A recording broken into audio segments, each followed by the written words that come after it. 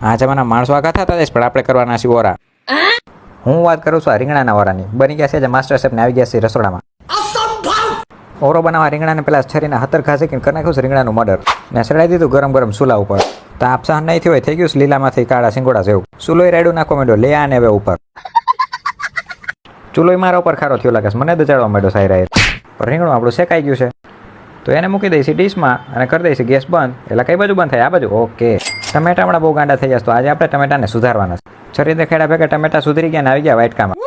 હવે વારો છે ડુંગળીનો પણ આ તો પૂછડું પકડાઈ ગયું. હા આ ડુંગળી કાપવાની છે આપણે. ડુંગળી સુધારવામાં ફીણ આવી ગયા. માણસો તો રોવડવે આ તો ડુંગળી રોવરાયો. वो खुशी की आंसू होते हैं ना वैसे ये दुख की हंसी है. અંતે ડુંગળી સુધરી ગઈને આવી ગઈ છે વાટકામાં. પછી મરચાંનું પોસ્ટમોર્ટમ કરીને મરચાં કરી નાખ્યું હાડ પિંજર જેવું. જોઈ લો મરચાના હાલ બેહાલ કરી નાખ્યા. રીંગણું થોડુંક જાજુ કાળું થઈ ગયું તો આપણે કર્યું બ્યુટી પાર્લર ચાલુ એના હાટું. ને કાળામાંથી કરી નાખ્યું પાછું ધોરું. વાવ. પણ આટલા માજી સટકલી રીંગણાનો કરી નાખ્યું કચુંબર. સુધારેલ વસ્તુ તૈયાર છે. કડાઈમાં તેલ તૈયાર છે ને મસાલાનો પટારો તૈયાર છે. ક્યાં વાત છે સર? તો નાખવા માંડી છે બધો સ્વાદાનુસાર મસાલો. કઈ વસ્તુ કેટલી નાખી તમને નહીં ખબર. તમને આવડી જાય તો બનાવતા. 2 ચમચી આમ મારીને 2 ચમચી આમ મારીને મસાલાને ઘમરોડી નાખ્યો. પછી નાખી દીધો રીંગણાનો માવો. વળી 2 ચમચી આમ મારીને 2 ચમચી તેમ મારી ત્યાં બની ગયો મસ્તીનો ઓરો. સજાવટ કરવા નાખી દીધી થોડી કોથમીર ને ફાઇનલી તૈયાર છે આપણો ઓરો.